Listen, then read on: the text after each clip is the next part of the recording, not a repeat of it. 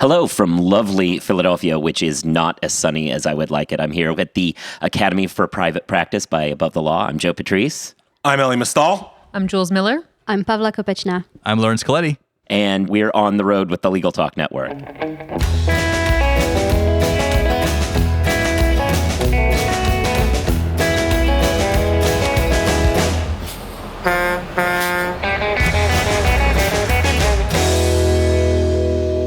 Hey, welcome back. We're here at the Academy for Private Practice, as I said. This is Above the Law's annual event bringing together people who are, well, from a bunch of different angles. But today we're more we had some events where we were talking to people who are more innovators in the legal tech kind of sphere. And we had a panel just now that was about learning how to deal with the media. And so my usual co-host from Thinking Like a Lawyer, Elie Mystal, you were on this panel. So give us a run.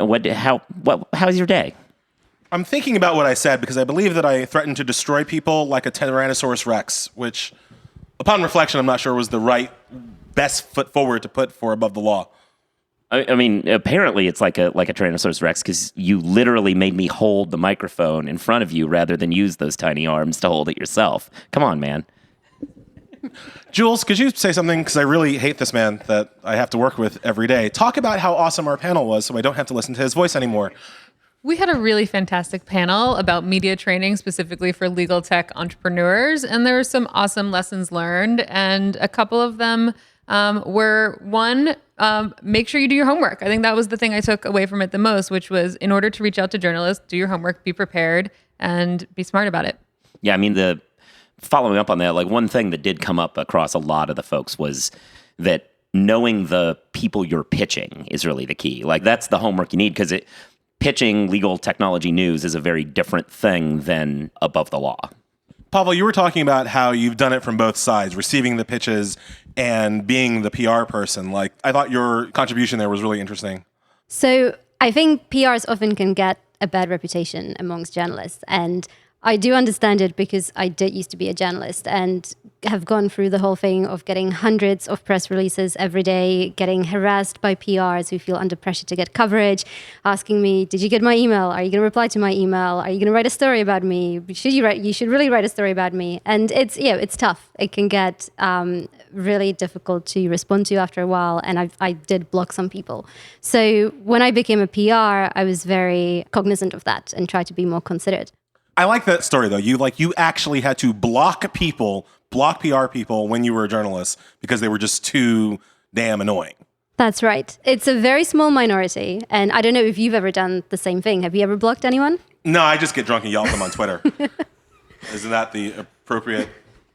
Is that frowned upon in this establishment? No. I think that's great. Because that's another lesson that I think a lot of people had in this was that when you do PR things, it should be very short and to the point, which is why Elie only uses a 140-character format to yell at people that he doesn't like. One of the other messages actually that Laurence kept bringing up, but I'll frame it in a different way, is that it actually is almost like sales. You have to do your homework. You have to reach out in a smart way. And I love that you actually pick up the phone and you suggested pick up the phone because people don't do that anymore. I like to talk to people, but I have a confession to make. I was a little nervous on our panel today. So it started with me with my bad selection of t-shirt. And so I was really warm up there and I was becoming very self-conscious of the fact that I was warm up there and I was feeling sweaty. And I was like, do other people think I'm sweaty? It just compounded into this cycle. And the more I thought about it, the warmer I would get until a certain point. So I have to admit, I was a little nervous when we got started, but I couldn't tell it all. And I'll give you my trick for that, which I mentioned is that power poses. So even if you're on the panel, just do your power pose and you get unnervous. During the panel? Why not? I mean, who cares? I mean, yeah. Regular Thinking Like a Lawyer listeners will be surprised and learn that I kept my shirt on during the entire panel. And proud we were of all of that, Thanks. What do you say we talk about a few of the things that we discuss? I think it's good information. I like to get good pitches because we're always looking to create great content on the network. And I really like that. I really appreciate the different angles. And I liked what Monica said. Everybody kind of brought a little different perspective to it. And Monica Bay was also on this panel, but she couldn't be with us for this podcast. But she was there, so she's going to be the character that we occasionally talk about and say, Monica did this great thing, and she won't be here to defend herself. But yeah, no, go on. I just wanted to clarify that for anyone listening at home. Well, I was going to hand it back to Jules because she did such a great job moderating. Thank you. And actually, one of the fun things was keeping keeping some of the fun comments that everyone was making relevant. And Monica made some really fun comments. So let's talk about that for a second. So Monica doesn't like certain words, and I think some journalists don't. So solution was one of them, and that was a good takeaway. When you're pitching a journalist, make sure it's specific, and something like solution might not work for someone like Monica. I think one of the big takeaways from that section was that people who are pitching really have to learn a little bit about the publication before they make the pitch. I mean, that's basically where I start to threaten to eat people. But yeah, I think we all kind of had our different ways of saying this, but that it was kind of really crucially important for you to really read the publication and have an idea of what kind of news that publication wants to put out there in the world and tailor your pitch accordingly. And in the end, there's no right or wrong way to pitch. What's really important is that you pitch in the right way for the person you're pitching to. So everyone on the panel and all the different, hundreds and thousands of journalists that you come across, they'll each have a different approach and different preference. So some people like to be pitched on Twitter. Some people like a really long press release. Some people like to talk on the phone. Others hate it. They say, never, ever call me. Just email me. I prefer that. And you have to get to know that. And I want to give a shout out to Pavla, because you mentioned that Hillary Clinton was very good at answering the questions that she wants to answer or bringing it back to being relevant. And I thought you did a very good job of doing the same thing on the panel, where the question was asked and people were answering their own questions, but you always answered the question and got your point across. So thank you for that. Thank you. And also, how do you do that? How do you Clinton everyone? So both Hillary and I have one thing in common, which is that we're both very boring. And if you want to stay on message, you got to be boring. And there's actually one question that we were going to cover on the panel, but we didn't manage to, which was about, is all publicity good publicity or not? And one quote about that always comes to mind for me is from Warren Buffett. He said, it takes 20 years to build a reputation and 5 minutes to destroy it, which goes back to Elie's initial point about threatening to destroy anyone who crosses his path. But it's true. If you take the very long road, you may run the risk of being boring, but that is the best way to build your reputation. Right, and it goes back to, I think, again, it goes back to knowing the publication that you're pitching to. So when I'm destroying people, I'm not doing it just for giggles, right? It's not, okay, some giggles. But mainly it's because, I've got a voice. I've got a kind of editorial voice here. And so when you pitch me, for instance, on a product that's going to throttle associate development or you make it more difficult for kids to get jobs, I'm not going to like that product, and you should know that before you try to get me to write about it. Yeah, and one thing to bring Monica, evoke the spirit of Monica again. One other thing that I thought she said that was interesting was, if you're doing the PR thing and you're trying to reach out to these journalists, don't treat them like they're just kind of cogs that you're hitting. Like, try to build a relationship with them if you can, because that will always behoove you in the long run. It was one thing I took from it. We didn't really get to this on the panel, but I wanted to bring it up again just because you mentioned pitching on Twitter. Like, what kinds of other social media kind of outlets have you seen pitches on? Do you think are particularly effective or not? I've never gotten a pitch on Vine, which is useful. And you won't now, apparently. But like, what other kind of outlets do you use? So I think every social media channel has the potential of being pitchable, as it were. I think Twitter is the most usual one. Probably the second one after that is LinkedIn, which is, not a very sexy social medium, but a lot of journalists do use it to reach out to people when they're trying to get to sources. So when they're the ones doing the selling. So I would always advise my clients to be pretty active on Twitter, LinkedIn, and then something else that they like, whether it's Facebook or Instagram. I have heard of pitches on Instagram that's more to do with fashion and culture brands rather than legal tech. That might change, who knows? I haven't come across any on Vine or Periscope, but things are changing all the time. Chat roulette. No. Never. Challenge. I like Twitter a lot. I feel like, and especially as a person who sometimes wants to publicize some of these things, but I'm not going to devote 800 words to writing an article about it.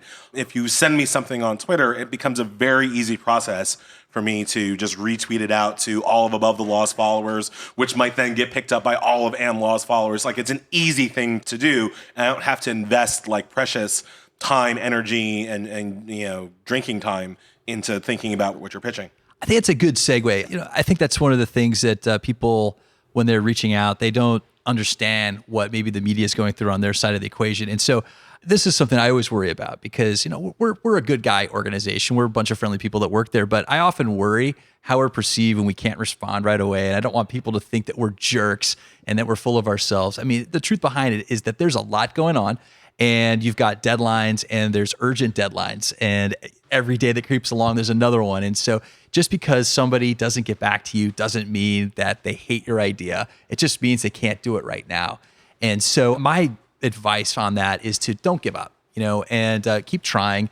And I think that that's kind of the moral of the story. And another thing, and this is something, philosophy we built at Legal Talk Now. We're not a very big network, but we're growing. And our spirit is one big guest begets another big guest. And so I like to flip that around a little bit and say, to entrepreneurs, anybody that wants to have a relationship with the media, one appearance begets another appearance. And share that when you're reaching out. Share that with the person you're trying to contact, because that right there is credibility to the journalists. They see you in action. And go ahead, Jules. I was actually going to bring up Monica again. The ghost of Monica is strong here. But one of the points she made is actually you should write about the article or the topics that you like, and people will reach out to you. And I think that's another thing. If you get covered on a certain topic, if you're very specific and very focused about the topics that you want to be in the media about, people will start coming to you and asking you for those quotes, asking you to be part of the article, asking you to speak at events. And I think it's just about that consistency and about sharing that with the journalists on a regular basis. So there were some humorous anecdotes throughout the thing, but I think my favorite one, and Laurence hasn't talked as much through this podcast, so this is a way to bring him in. What was the worst pitch you ever got? Oh, yeah, I got this. This is terrible. So I think Elie had the funny one, but I had this one. I just dismissed it right away. I think it was even late at night. It came in, and I didn't respond to it. It was so bad. I didn't respond to it via email, and it was some really weird handle on a Hotmail account. It was like kitty cat or whatever. And it was, hey, I want to be on the network. Didn't say what they wanted to talk about. Didn't leave me a lot of information. Appeared that they were drunk when they were writing it because it didn't connect, wasn't a complete sentence. And so that was my example of a really horrible pitch that I received. It was probably just a good fan. They really liked you. They wanted to get to know you. Maybe it wasn't a pitch. Should have responded. It was a pitch. Again, chat roulette as an opportunity to... You weren't on the panel, Joe. What's the worst pitch you've gotten?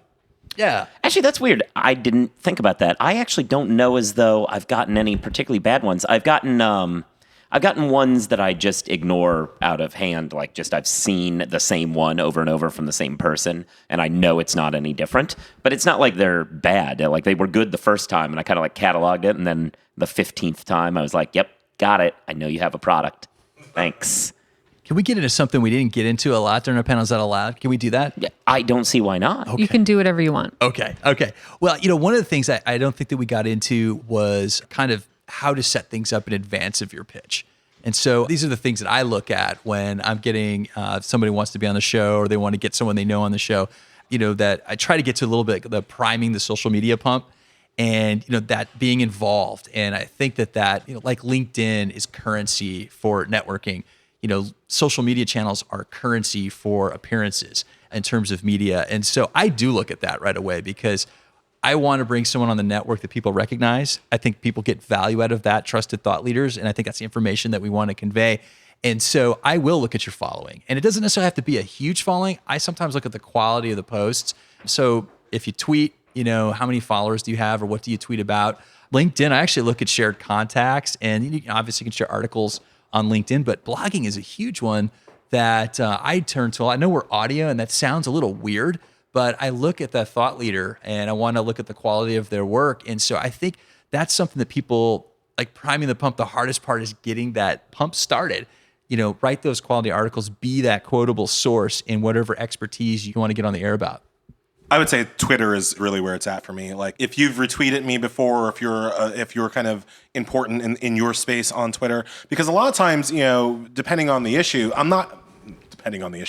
on most issues, I am nothing close to an expert. But if you've got a really strong Twitter following, you have a really strong Twitter handling, and I can like pick stuff from you and throw it into my article or throw it into my feed and make myself look more intelligent, which is all I'm really after. And we have that kind of, virtual relationship weeks or months before you're actually pitching me on a particular product or a particular story idea, that helps a lot. That absolutely means I'm going to read your email, when I know you from your Twitter handle. I think what we're all talking about, and we haven't sort of said this directly on the panel, is that journalists, PRs, and companies are all part of the same ecosystem. So it can seem like sometimes we're on opposite sides of the battlefield, but really we all need each other. And I really liked what Elie said earlier about just asking for a tweet, because it also shows that PR's work isn't just about getting a story. It's about making sure the product is ready, making sure that the thought leader or the spokesperson is really contributing to the ecosystem, and that once a story is out, it's not just, all right, tick, it's done. You also want to make sure that people who are going to be interested in that story know about it. So making sure the publication tweets about it, making sure people who want to, hear about this are emailed about it, and the rest of it. And one thing I'd quite like to ask you guys is, we talked about the different pressures that PRs are under and different pressures that journalists are under. So for journalists, it's often deadlines and not having enough time to look at things. For PRs, it's often gotta get stuff done, gotta get stuff out there. How, you said you were worried about how people respond if you don't get back to them. I wanna know, do you often get annoyed at PRs if they just kind of repeat? And I'm speaking from just myself. I really don't. I'm cycling through 50, 100 emails an hour. No, I don't mind if I hear the same email once or twice or 5 or 6 times. I don't always respond to my boss's emails on the first try, right? Like, I have things going on. So like, I actually appreciate when my actual work colleagues email me multiple times about an issue if it's really that important to them. So certainly if your pitch is that important to you, I would never get annoyed if I got the same thing a few times over the course of a couple of weeks.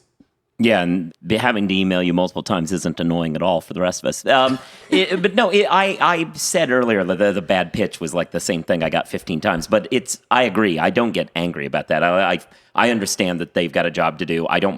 I've not had the opportunity to block anybody. So far, everyone's been nice and pleasant. And I keep getting them, and I'm like, oh, that person, I don't need to know that, but I don't mind that they're hitting me up. I think it comes back to the kind of the concept that Laurence raised, which is it's really kind of like sales. So if someone doesn't respond the first time on a cold sales email, you follow up and check again. And you might do it a couple times. You have to do it politely and build a relationship, but it's totally reasonable. And the other point that kind of kept coming up is, again, this is hard work. You have to do your homework. You have to actually put effort into this. So for entrepreneurs out there, and I'm an entrepreneur myself, it seems like it can be a distraction from your work, but if you're going to do it, you need to put the work in, and you have to actually spend time doing it well, or it's not worth doing it at all. And like Pavla said, just stick to building your product if you're not going to take the time to do your homework for media outreach. Yeah, I don't think it irritates me at all. We get regular emails, and it's obviously part of an email campaign that comes out regularly. One thing I would add to it, though, is if you're going to send the email, be available on short notice. I think that's a big one for me. So if you're going to fire that thing out and you guys are part of a big, huge case, I get this one from Human Animal Rights Program. They're trying to get sentient rights for smarter mammals like orcas and chimpanzees. And so I get that a lot. We had them on the show years ago. And I don't mind getting that. I see that. And when something breaks and I see it, and I'll flip to it, I'll go to it. But that's my thing. That might be one of my pet peeves. And not really a pet peeve, but, be available. What's that? Work peeves? Orca peeves. Orca peeves, right. So yeah, be available. If you're going to send out the email, be able to follow up on that. Have an avenue to get to that thought leader really quickly. And then here's one, and this is a question for entrepreneurs. It seems like they're reaching out to you. I think there's a way that you can do it in a different way. So instead of reaching out, maybe there's a way you can pull in. When I'm looking for a source, I don't know if you guys come across this, but it is really hard to find a media contact at companies sometimes, depending on the size company or startup. I think everybody that's interested in playing in those waters ought to have a part of their page, media relations. And you go right there, you get a hold of somebody, you get a call back on short notice or an email back on short notice to set something up. I think that's a trick of the trade that I don't see often enough. It's a trick of the trade, but as an entrepreneur, if you reach out to me and want to cover me in the press, I'll respond to you. So especially if it's a known publication. So I say just reach out to the founder directly. Yeah, but I do think it's important, as Laurence is saying, to have something online available and easy to know where I'm supposed to contact. You'd be surprised. I don't think this is a problem at Penn where we are today, but like there are law schools that don't have this right? There are law schools where if I want to reach the media relations person, I don't know who to talk to, and so I have to send an email directly to the dean, even though I don't have any thought that this is something that should rise to his or her level. So I do think it's super important especially for a small company to have that, contact us here page updated and working and useful. And it's not just contact details, right? Often startups are not so great at having images ready. That may be less relevant to radio or even to TV. But so many times journalists really are desperate for good quality images. So it's really helpful to have that on your site and available. Well, great. This has been wide-ranging. It was a great panel, a good way to start off our event of the year. We're going to be continuing, and there will be more episodes of this on the road with the Legal Talk Network covering the Academy for Private Practice over the next day or so. If you are listening to this, be sure to subscribe to it so you can listen to future episodes. You can also download the Legal Talk Network app, which has all the shows on it, so you can listen to everything, give it reviews and so on, so that people will download more of these. And with that, I think we're done, and we'll talk to you in the future episode of On the Road with the Legal Talk Network. Thank you, Joe. What do you guys think? That come out okay? If you'd like more information about what you've heard today, please visit LegalTalkNetwork.com. Subscribe via iTunes and RSS. Find us on Twitter and Facebook, or download our free Legal Talk Network app in Google Play and iTunes. The views expressed by the participants of this program are their own and do not represent the views of, nor are they endorsed by, Legal Talk Network, its officers, directors, employees, agents, representatives, shareholders, and subsidiaries. None of the content should be considered legal advice.